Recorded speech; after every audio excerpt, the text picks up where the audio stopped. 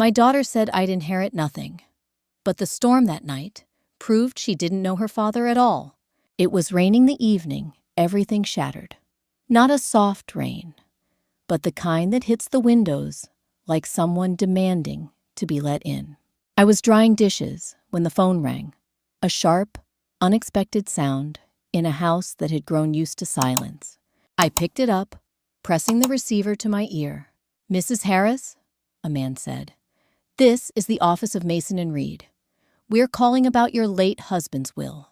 There are matters that require your presence immediately. You'll want to sit down for this." My stomach twisted. I didn't sit.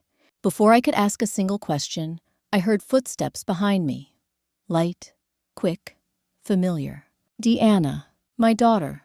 She leaned against the doorway with her arms crossed, raincoat still dripping, mascara smudged like she'd come from somewhere she shouldn't have been.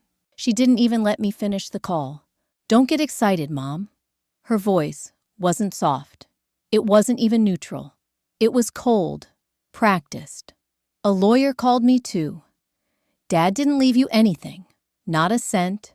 She said it the way you announce weather, as if it belonged to her, as if she owned the truth. I pressed the phone tighter to my ear, heart hammering. But the lawyer kept talking. "And Mrs. Harris, one more thing." His tone shifted. Lower, heavier. "We were instructed not to let you come alone. A witness is required. Someone who knows the family dynamics." I felt something inside me lurch. Diana smirked.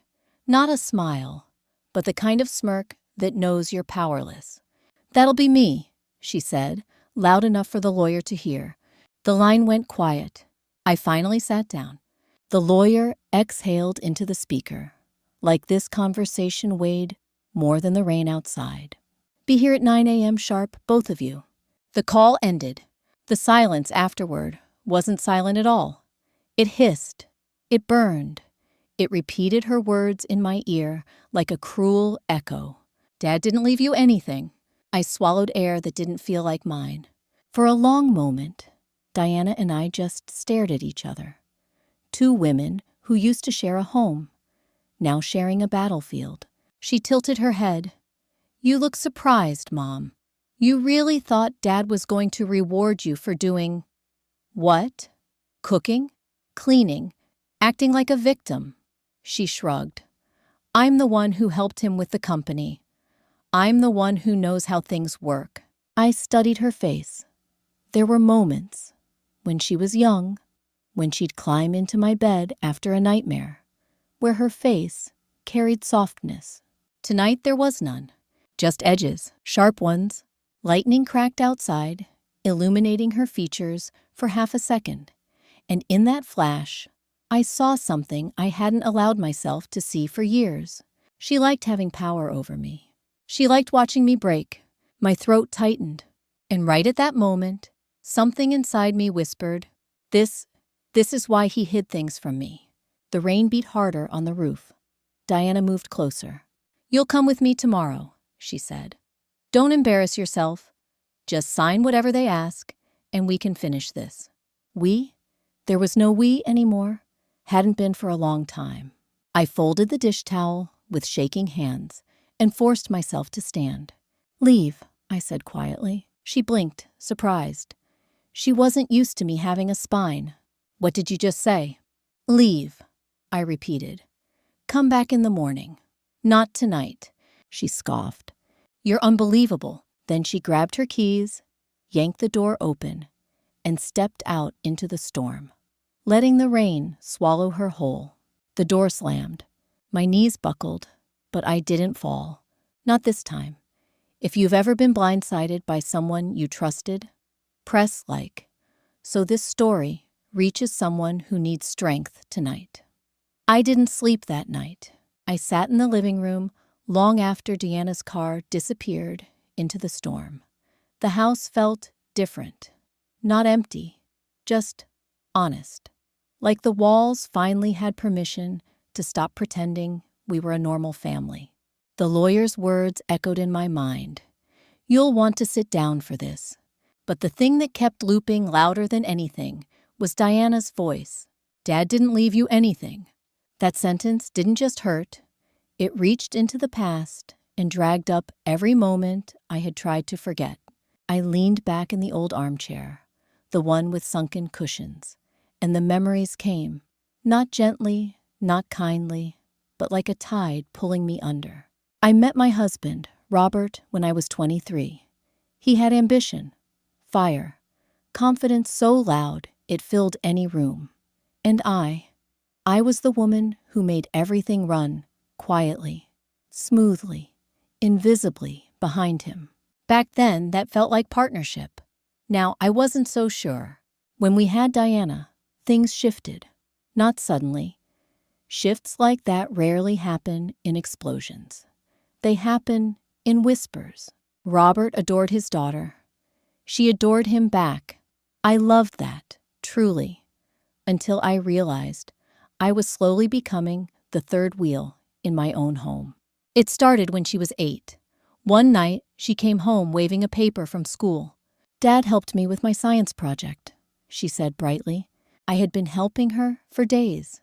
But the moment he touched it, the story changed. Dad did everything. I remember laughing it off. I told myself it was normal. But small things have a way of becoming big without warning. When she turned 14, the divide grew teeth. Robert started taking her to his office. "To learn business," he'd say. But I noticed how they lowered their voices whenever I entered the room. They'd stop talking, or worse, change the subject. One time, I walked in and heard, "Don't tell Mom. She wouldn't get it." He didn't say it harshly. He said it like truth. And Diana, she absorbed it like gospel. From then on, money became their secret language. Robert handled the bills. Diana handled the online banking. I handled everything else. 3 jobs at once, teacher's aide in the mornings, cleaning offices in the afternoons, hotel night shift twice a week. Not because I wanted to, but because I believed that contributing meant I belonged. But belonging is not something you can earn if the people in your house have already decided you're less. One night when Diana was 17, I found them whispering in the kitchen. They stopped when I entered. She rolled her eyes and muttered, "We'll talk later, Dad." Later, I went to her room to ask if something was wrong. She glared at me like I was a stranger. "Without Dad, you're nothing." That sentence has a way of carving itself into bone. I walked out quietly, but something inside me cracked that night. Not loud enough for anyone to notice, but deep enough that it never fully healed.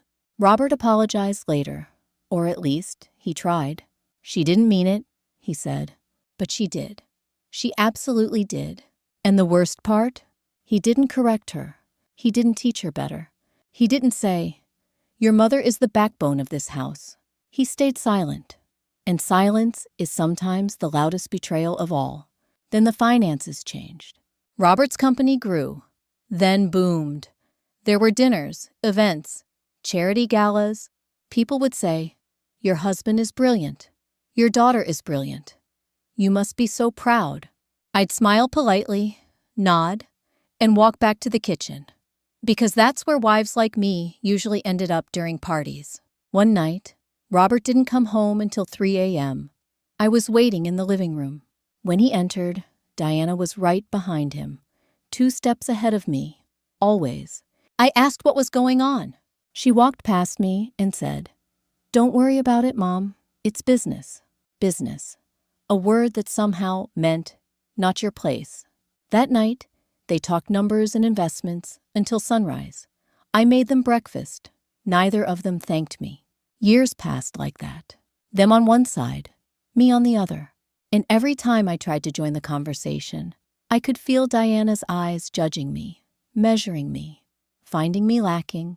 Once, during a trip to the lawyer's office to sign insurance papers, Robert accidentally left the folder open. I caught one glimpse. My name wasn't on anything. Not the business, not the house, not the savings, nothing. I didn't ask. I just closed the folder quietly and pretended it didn't break me. He never brought it up. Neither did I. That's the thing about women like me. We learn to live inside silence so well that sometimes we forget how to speak.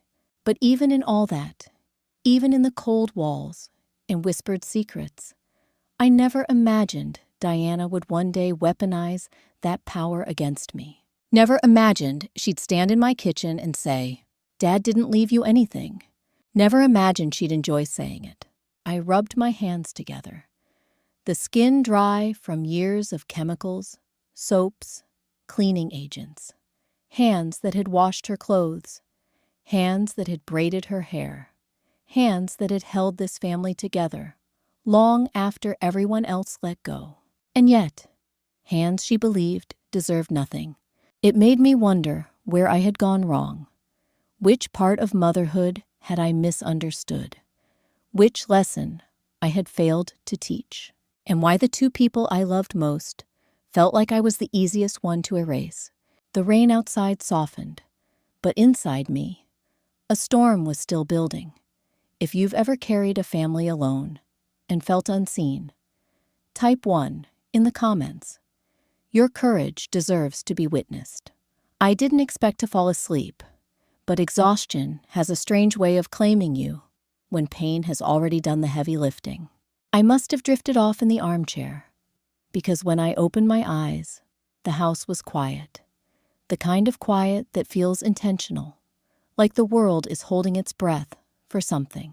The rain had stopped, not gradually, but the way a door slams. I looked toward the window. The curtains swayed slightly, though nothing was moving them. And that was when I saw him, not standing inside the house, just outside, under the dim porch light, hands in his pockets, face half-shadowed. Orion Sage. I didn't move, didn't gasp, didn't question whether he was real. Some people arrive in your life, not with footsteps, but with recognition, like your soul has been waiting for them long before your eyes ever caught up. He didn't knock. He didn't even look directly at me. He just stood there, as if he knew I needed to see him even before I knew it myself. I opened the door slowly. The cold air touched my skin first. Then his voice, low, steady, the kind that doesn't need volume to carry weight. "You're standing at the doorway of a truth," he said softly. "And tomorrow, that truth will stand at the doorway of you." I swallowed hard. What does that mean? He didn't answer right away. Or maybe he did. Just not with words. Instead, he stepped closer, eyes catching the faint glow of the porch light. "Light doesn't always expose what we want to see," he murmured. "Sometimes it reveals who has been hiding in it." My chest tightened. "Are you saying I'm going to lose everything tomorrow?" My voice was a whisper, thin and afraid. He shook his head slowly. "No, what you lose will not be measured in dollars, and what you gain will not fit in any safe." A shiver ran up my spine, not from fear, but from something I couldn't name. For the first time, his gaze sharpened, cutting clean through the denial I had wrapped around myself all these years. "You've spent a lifetime apologizing for the space you occupy," he said. "Tomorrow, someone else will finally have to face the weight of the space they took." The words struck like quiet lightning, not loud, but illuminating the whole sky. I stepped back slightly, gripping the doorway. "I don't understand," I whispered. He tilted his head. "You will," he said, "when the storm stops pretending to be rain." And then, as if the night swallowed him whole, he was gone. No footsteps, no fading silhouette, just absence that felt too meaningful to be empty. I stayed there on the porch long after, letting his words sink into the cracks of my heart. Tomorrow, something was coming, something big, something old, something that had been buried so deep under lies that I had forgotten it existed. But he hadn't said I'd be destroyed by it, just that I had to be ready. If you've ever felt a truth approaching before it arrived, type yes in the comments. Your intuition matters more than you know. Morning came faster than I wanted. Not soft, not gentle, just there, like someone flicked on a light you weren't ready for. I got dressed in silence. A dark blouse, black slacks, nothing fancy. My hands shook as I buttoned the cuffs, not because I feared losing anything, but because part of me feared Orion Sage had been right, that today would expose a truth I wasn't prepared to see. At 8:40 a.m., a car pulled into the driveway. Diana, on time, of course. She stepped out wearing a tailored suit, hair slicked back, face painted in confidence she didn't earn. She didn't greet me, just looked at her phone, then at me. "We're going to be late. Don't make this harder than it already is." I didn't respond. I climbed into the passenger seat, feeling the leather cold beneath me. The drive was silent, except for the rhythm of her nails, tapping the steering wheel. Tap, tap, tap. Impatience in Morse code. As we pulled up to Mason and Reed, tall glass building, silver letters gleaming, I felt something flicker inside me. Fear? Hope? Maybe both. Inside, the receptionist led us to a conference room upstairs, room 4B, the same room Robert and I had signed our first mortgage in. Funny how life circles back to its wounds. The room was colder than I remembered. Too bright, too sterile. A long mahogany table stretched across the space. Documents neatly stacked at one end. A pitcher of water. 4 chairs. Diana immediately took the chair closest to the head of the table, as if the seat belonged to her by birthright. I sat opposite her. The door opened. Attorney Jonathan Reed walked in. Gray hair, sharp suit, eyes that looked like they'd seen too much truth for one lifetime. "Mrs. Harris," he greeted, shaking my hand. "Thank you for coming." Then he turned to Diana. "And thank you as well. Your father was insistent about your presence." She smiled like she already won. Reed sat down, adjusting his glasses. "Before we begin," he said, "I need to follow Mr. Harris's instructions exactly. He left explicit directives regarding how today is to unfold." Diana leaned forward. "Can we skip the speeches and get to the actual reading? I have appointments later." He ignored her. Instead, he slid a sealed envelope onto the table. My breath caught at the sight of my husband's handwriting. Reed said, "Your father left a personal statement that must be read aloud before the will." Diana scoffed. "Oh, please." Probably some emotional nonsense. Reed opened the envelope. The sound of paper sliding free felt louder than it should have. He cleared his throat. And then he read, "If you are hearing this, it means I am gone. I regret nothing more than leaving behind a storm I helped create. And today, I must end what I should have ended long ago." Diana shifted in her seat. She wasn't smiling anymore. Reed continued reading. "There is a truth I have kept buried for 18 years. My heartbeat stuttered. 18 years, a truth about our family, the choices we made, and the consequences one of us refused to face." I felt my hands go cold. Diana straightened, shoulders tense. "Is this necessary?" she snapped. Reed held up a hand. "It was required by your father." He kept reading. "Diana, you believed I never saw your mistakes. You believed your mother was weak. You believed I shielded you because I loved you more." Diana froze. I could hear her swallow. "But what you never understood is that love does not erase blame, and protection is not the same as innocence." My breath slowed. A weight filled the room. Thick, dark, impossible to ignore. Diana whispered, "He wouldn't do this to me." But Reed kept reading. "Your mother deserves the truth. She deserves what was denied to her for too long. And today, everything hidden must be spoken." A long silence swallowed the room. I could feel my pulse in my fingertips. Diana sat stiff, jaw clenched, eyes darting, like someone bracing for a blow they never saw coming. Reed folded the letter carefully. "This was only the introduction," he said. "There's more."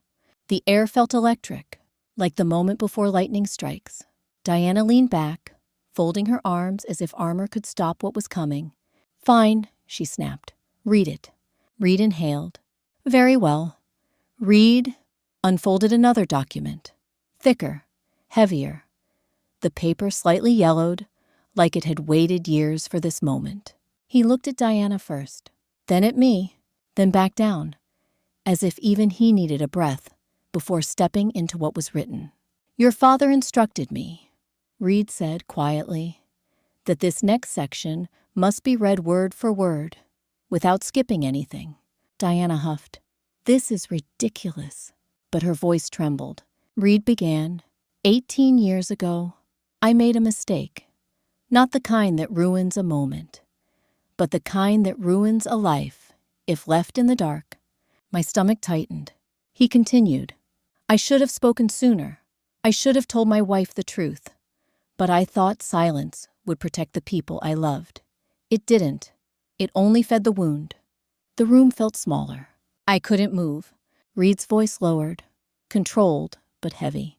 I built my company from nothing. But I lost everything the moment I tried to hide our daughter's choices. Diana jerked upright. Dad wouldn't blame me, she snapped. This is some misunderstanding. Reed lifted a hand. The next line specifically addressed you, Diana. She slowly sank back. Color drained from her face.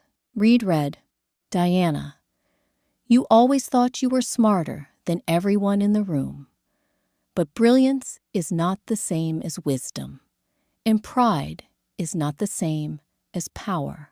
Her lips parted slightly, the first crack in her mask. When you were 19, you took money from the company. At first, it was small, petty cash, expense accounts. But then you discovered crypto, along with that boyfriend who promised you'd double it in a month. Diana's eyes widened. No, that was years ago. Reed kept going. You didn't invest wisely. You gambled. And when the market turned, you lost 6 figures in 48 hours. My heart stopped. 6 figures? My daughter? The daughter who told me I was nothing? Reed continued reading, unwavering. Your mother never knew. She thought I had mismanaged funds. She thought I had failed as a provider. A sound escaped me, a quiet, broken exhale. Robert let me believe that, for years. But the truth was, I drained our savings to cover your debts, to protect your future, to keep your name clean. Diana's hands flew to her mouth. I didn't ask him to do that, she whispered. Reed didn't stop. You promised me it would never happen again. But it did. Twice. I covered my mouth. The world seemed to spin. Each time, I protected you. Each time, I paid the price. And each time, you let me take the fall. Diana shook her head fiercely. He said he forgave me. He said it wasn't my fault. Reed turned the page. You told me what every scared child tells a parent. Please, Daddy, don't tell Mom.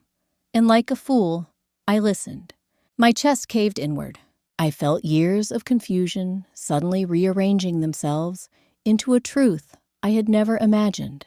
CTA Gaijung Tam Li Shock Betrayal. Truth revealed. If you've ever watched a truth unravel piece by piece, type yes in the comments so you don't feel alone hearing this. Reed lifted the next sheet. This one seemed even heavier. He read, Your mother never deserved the lies we told her. She never deserved the distance you placed between her and the truth. She deserved respect. She deserved safety. She deserved partnership, not secrets. My eyes burned. No one had ever spoken of me with such clarity. Not my husband, not my daughter, not anyone. Reed kept going. The company didn't collapse because of the market. It collapsed because I spent years funneling money into fixing your mistakes. I protected your reputation and destroyed my own. Diana gasped. Not a small one, but a deep, ripping sound. No, Dad told me the business went under because he took a bad risk. Reed tapped the paper. He wrote this, Miss Harris. Not me. Diana's voice softened into a terrified whisper. He lied to me? Reed didn't answer. He read, I loved you, Diana, but I let that love become weakness. I carried your wrongdoing on my back until my spine broke, And even then, I protected you. I closed my eyes. So many nights I remembered him coming home exhausted, hollow, defeated, and I thought he had failed me. I never knew he was failing himself. When I got sick, I realized the truth would die with me if I didn't speak now. So today, what I leave behind must reflect truth, not fear. He turned the page to the final section. Diana, you have lived 18 years without consequences. That ends today. Diana's breath hitched violently. No, please, no. Reed's voice didn't shake. I do not disown you. A parent's love cannot erase itself, but love does not entitle you to the fruits of someone else's sacrifice. He looked up at her, then back to the page. For that reason, you will inherit nothing. The room erupted. Diana shot to her feet. What? No, this is not real. He wouldn't do this to me. Reed folded the papers calmly. He did. She pounded the table with her fist. No, he loved me. I was his everything. Her voice cracked into something raw, primal. He wouldn't leave me with nothing. Reed slid another envelope across the table. Small, sealed, addressed to my name. This, he said gently, is for your mother. Your father wrote it by hand. Diana stared at it like it was poison. Then she turned on me. This is your fault. You manipulated him. You poisoned him against me. Her words were daggers, but they no longer pierced. I looked at her, truly looked, and for the first time in years, I saw not arrogance, but fear. Reed spoke again. Ms. Harris, the will is legally binding. It cannot be altered. Diana shook her head, eyes wild. I'll contest it. I'll fight this. Mom doesn't deserve anything. Reed placed his hands together. Your father anticipated you might say that. He opened the final document and read the line that broke the room in half. If Diana contests this will, she forfeits the right to any trust fund, insurance payout, or future claim to my estate. Silence. Dead. Heavy. Threatening. Diana collapsed into her chair. Her hands trembled. Her eyes darted everywhere except toward me. The truth had finally caught her, and she didn't know what to do with it. The air inside that conference room felt sharper than before, like every word Reed spoke had already sliced through something I hadn't seen yet. Diana wiped her face aggressively, trying to erase the panic still trembling in her jaw. Reed opened the thick blue folder again. Mrs. Harris, he said gently, this is the official reading of your husband's will. I braced myself. I thought I was ready. I wasn't. He began reading slowly, clearly, like each sentence needed room to land. I, Robert Harris, leave the totality of my estate, including all liquid accounts, business assets, insurance benefits, and all real property, to my wife, Elaine Harris. My heart stopped. All real property? Reed continued. This includes the family house at Willow Creek, the lake house, the downtown property, and any secondary parcels acquired over the last 3 decades. I blinked hard. The family house. Our house. The same house Diana told me I didn't deserve. The house she once said would belong to her one day, as if I was just a temporary visitor inside my own life. Diana sprang to her feet so fast, her chair slammed into the wall. No, he did not leave the house to her. That house is mine. Dad promised it to me. Reed didn't flinch. Your father did not assign the house to you, Ms. Harris. In fact, the will makes that point especially clear. He turned the page. Diana's eyes widened with terror. Reed read aloud. The family house, the one I worked my whole life to build, belongs to my wife. She kept it alive. She kept us alive. It was never yours to claim. Diana stumbled backwards like she'd been hit. What? No. He told me I'd inherit the house. He said it was going to be mine when he died. Reed set the document on the table. Your father appears to have changed his mind. Her breathing turned sharp, irregular. He can't do this. He can't leave her everything. She pointed at me with a shaking hand. She doesn't even like that house. I was the one who said I'd remodel it. I was the one who planned to sell it. She froze. Reed raised an eyebrow. Sell it? Diana clamped her mouth shut. Too late. He continued reading. Elaine is to retain full ownership of the family home. She is the only person who understands its history, its meaning, and its role in holding this family together. I covered my mouth. My husband wrote that? For years, I believed I was invisible inside that house. A shadow, passing through rooms my daughter believed already belonged to her. And now the truth glowed on paper, like a flame in the dark. Diana lunged toward the table. This is wrong. I'll contest it. I'll take this to court. You can't just give her the house. She didn't build anything. Reed lifted one more document. Your father anticipated you might feel that way. He read, if Diana contests this will, she forfeits all remaining rights to trusts, future claims, or life insurance benefits tied to my estate. The room went silent. Then, Diana collapsed into the chair, as if someone had pulled the bones out of her body. No, no, no, no. Her voice cracked. She gets the house. All of it? Everything? And I get nothing. Reed's tone softened, but not his certainty. You get the truth, Miss Harris. Your father believed you needed that more than any house. My breath shook, not because of the money, not because of the property, but because for the first time in my life, someone, my husband, finally saw me, saw the years I kept that home together, saw the quiet sacrifices, saw the invisible weight I carried room by room. Diana looked up at me, mascara streaked, broken. Mom, you're not going to keep it, right? The house was meant for me. You know that. You know that. I swallowed. It's not something you can beg back, I whispered. It was never yours to begin with. Her face twisted, torn between rage and grief. That house was my future. I felt something shift inside me. And for once, I said quietly, so am I. If you've ever had to fight for something that was yours all along, press like. Your story matters too. Reed closed the final folder. There is only one thing left, Mrs. Harris, he said. Your husband left you a personal note concerning the house. Diana jerked her head up. What? A note about the house? Reed nodded. I unfolded the smaller card. My husband's handwriting curved across the page, steady, thoughtful. The final line read, the house belongs to you, Elaine. You kept the foundation standing long after the walls broke. I pressed the card to my heart.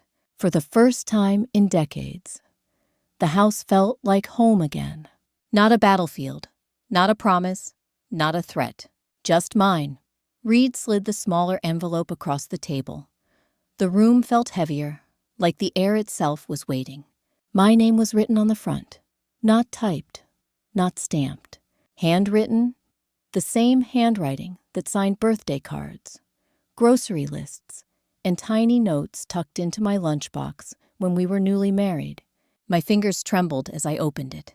The paper inside was creased, worn at the edges, as if he rewrote it many times before choosing this final draft.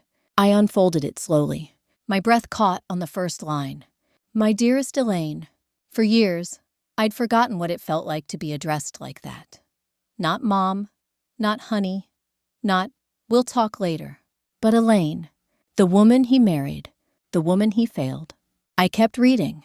If you are reading this, it means I did not have the courage to look into your eyes and say the truth myself. Diana stiffened, but I couldn't look at her. The whole world narrowed to the ink on that page. You spent our entire marriage believing I was the strong one, but the truth is, I leaned on you more than you ever leaned on me. A tear slid down my cheek. He continued, every time you held this family together, I told myself I would repay you one day. But pride is a stubborn thing. It convinces a man that silence protects his dignity. My throat tightened. He wasn't a man who apologized easily. And even now, On paper, I could feel him struggling.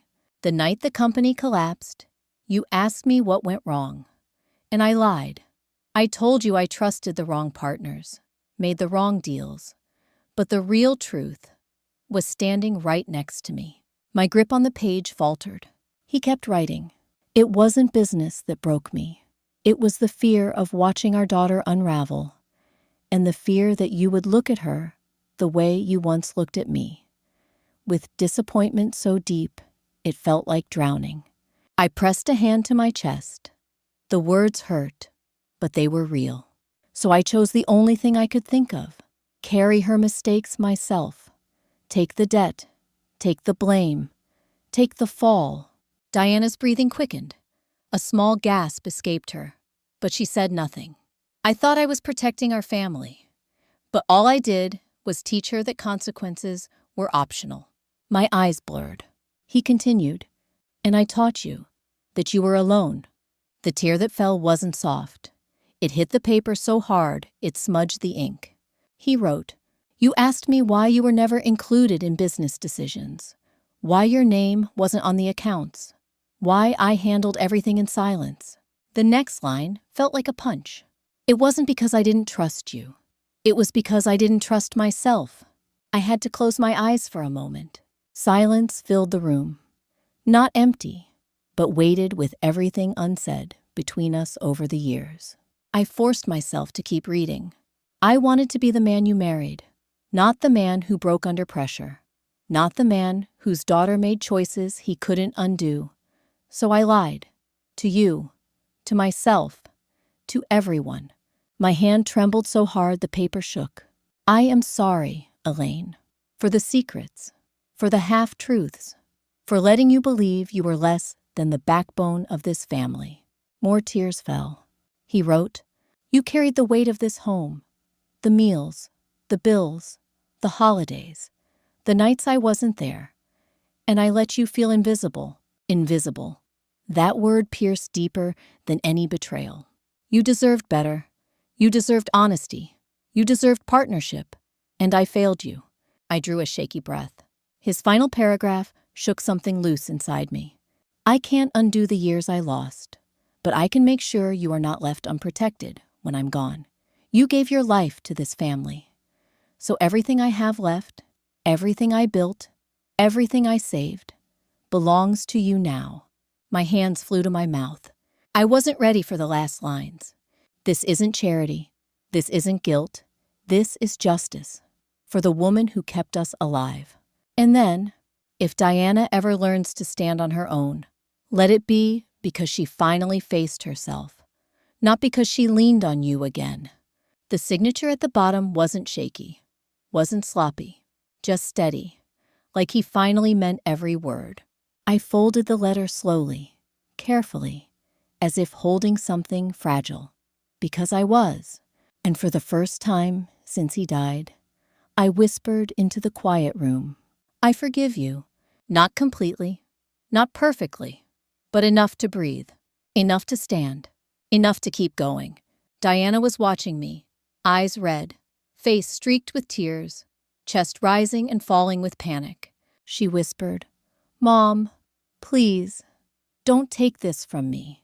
But for once, for the first time in my life, the choice was mine, and I had no intention of handing my strength back. If this letter touched you the way it touched me, type strength in the comments so this story reaches someone who needs it. For a long second, the only sound in the room was the faint buzz of the overhead lights, a sound I'd never noticed before, but now felt painfully loud. Diana stared at me, at the envelope, at the empty space between us, like she was trying to decide which one she hated more. Her voice finally broke through the silence, thin and trembling. "Mom, he didn't mean it. He couldn't have." I didn't answer. I couldn't. The letter was still warm in my hands. Diana took one shaky step toward me. He wasn't thinking straight. He was sick, confused. You know how he got near the end.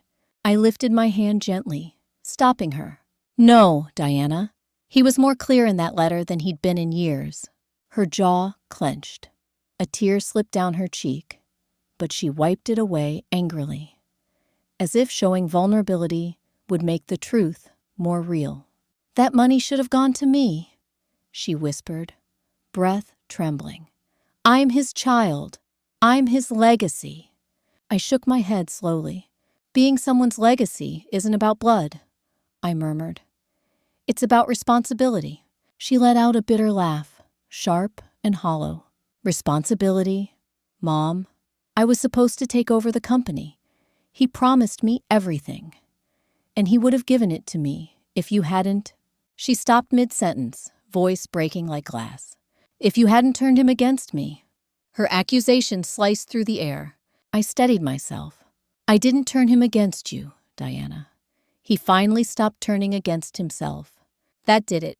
Her face crumpled, not slowly, but violently, as if she'd been holding her whole world up by two trembling fingertips, and they finally gave out. She backed into a chair, missing it, falling hard onto the floor. A strangled sob tore out of her. "No, no, I did what I had to do. I did what everyone my age did. I just made bad calls. Why does he hate me for that?" I kneeled down, not close enough to comfort, but close enough to listen. "He didn't hate you," I whispered. "He loved you so much he carried your sins on his own shoulders until it killed him." She pressed her palms to her forehead. "I didn't tell him to do that," she cried. "No," I said softly. "You just let him." Her fingers shook wildly. "I didn't know he was drowning. I thought he was just strong. Stronger than both of us." I swallowed. So did I. For a moment, neither of us spoke. Her breathing was ragged, her mascara a dark map of grief and denial. Then she whispered, "He left me with nothing. Not angry, not screaming, just devastated. Like a child who woke up to find the world didn't revolve around her after all." I sat down slowly, folding my hands. "No," I said gently. "He left you with something. Just not what you wanted." She looked up, eyes red, confused. What do you mean?" I took a steady breath. "He left you with the truth, the one you've run from your whole life." Her throat bobbed. And then, for the first time since she walked into that room, Diana didn't look like a threat. She looked like consequence. A living, shaking embodiment of a lifetime of choices finally knocking at her door. She lifted trembling hands to her face. "Mom, I'm scared." The room went still. I hadn't heard my daughter say those words since she was 8 years old and afraid of thunderstorms. I exhaled slowly. "I know." She crawled toward me, collapsing against my knees, gripping them with desperate fingers. "Please, don't let this be the end of us," she cried. "Please, I can't lose you too." Her tears soaked through my dress, and I froze, because this moment, was everything I had wanted for years, but also everything I feared. I placed a trembling hand on her shoulder, not to comfort, but to steady myself. "Diana," I whispered, "I never wanted to lose you, but you walked away long before your father ever wrote that will." She shook her head fiercely. "I can change. I'll fix everything. Just give me another chance." I closed my eyes. Second chances. This whole town loved that phrase. But second chances weren't gifts. They were costs, paid in accountability, humility, honesty. And my daughter had never paid any of those. I pulled back slightly. Her grip tightened. "No, please, don't pull away from me." I spoke gently, but firmly. "Diana, I'm not the one who let go." Her body collapsed inward, a sob tearing from her chest. She whispered into the fabric of my dress, "Mom, I don't want to be like this anymore." Something stirred inside me. Something old, wounded, but still alive. Hope. Fragile, dangerous hope. But hope. Still, I didn't promise her anything, because promises were how we ended up here. I simply said the only truth I had. "We'll see." I didn't know how long I sat there, after Diana collapsed into quiet sobs. Minutes, hours. Grief has a strange way of stretching time until it becomes unrecognizable. When she finally cried herself silent, I helped her to the guest room, the same room she slept in as a child. She didn't speak, she didn't argue, she just followed, small and trembling, like the storm had finally swallowed her whole. I covered her with a blanket. She didn't look at me, just curled into herself, whispering something I couldn't make out. Then I stepped outside. The evening air was cold, the kind that steals your breath before you realize it. The porch light flickered. The sky was heavy, with the kind of clouds that look like they're thinking. And that was when I saw him, leaning against the railing, hands in his coat pockets, as if he had been waiting for me the entire time. Orion Sage. He didn't smile, didn't tilt his head in that gentle way he sometimes did. He just looked at me, not the way people look at a person, but the way you look at a wound that finally stopped hiding. I stood beside him. For a moment, neither of us spoke. The wind carried the faint smell of rain. The world felt wide and narrow at the same time. Finally, he said quietly, "You held her today." I exhaled slowly. I don't know if that's what I did. Orion's eyes softened. "You didn't comfort her," he said. "You witnessed her. There's a difference." I swallowed. "I don't know what happens next," I whispered. "She says she wants to change, but I've heard that before, more than once." He nodded, turning his gaze toward the dark yard. "People don't change when they're punished," he said softly. "They change when their reflection finally stops lying." I let that sink in. A small shiver ran through me. "Her reflection?" I murmured. "No," he said gently. "Yours." I blinked. "My reflection?" Orion Sage stepped closer, not invading, but anchoring. "For years, you stood smaller so she could stand bigger," he said. "You accepted less so she could demand more. You dimmed so she could shine." His voice dropped, warm but honest. "Today, you didn't do that." My throat tightened. I looked down at my hands. "They were shaking," I whispered. He shook his head. "No, they were steady. For the first time, you didn't shrink. You didn't flee. You didn't negotiate with your own worth." I let out a breath that felt older than me. "What am I supposed to do now?" I asked. Orion didn't answer immediately. He walked a few steps forward, letting the porch light outline the curve of his shoulders. Then he said, "Forgiveness is not a bridge you throw at someone. It's a door you open inside yourself." I stared at him, confused, tired, raw. "But am I supposed to forgive her?" I asked. He turned to me, his expression unreadable. "That," he said, "is a question only your scar can answer." My voice shook. "I'm afraid I'll lose her again." Orion's eyes softened. "You didn't lose her," he murmured.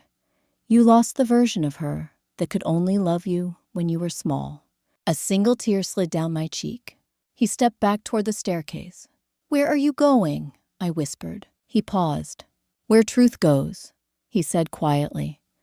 "Wherever someone is finally ready to see themselves." He took one more step before stopping again.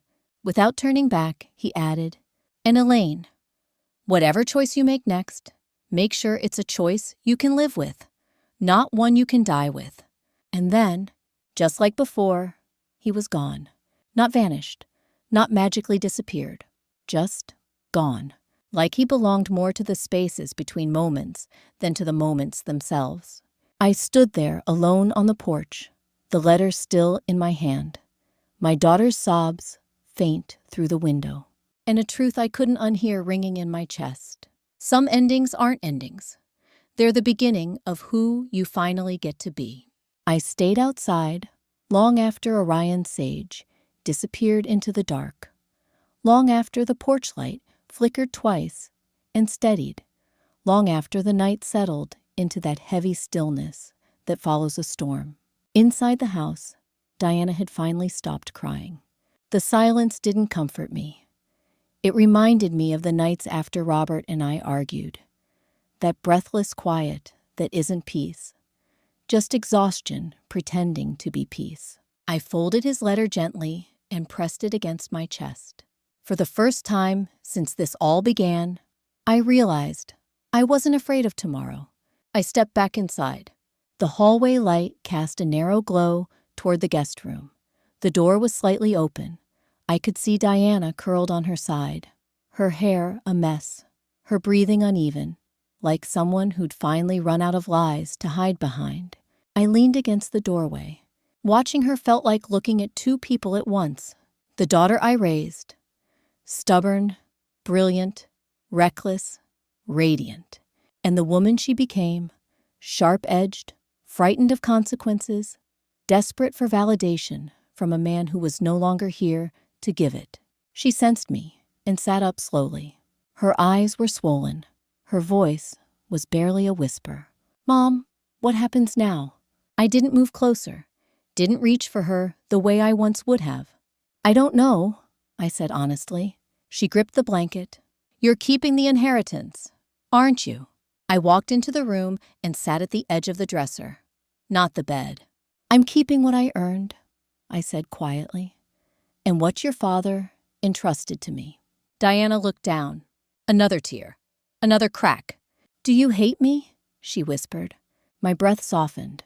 "I've never hated you," I said. "But I have mourned you." Her chin trembled. "Mourned me? You left long before today, Diana." She covered her mouth, choking on a sob. "Mom, I didn't know how to come back." I looked at her. Really looked.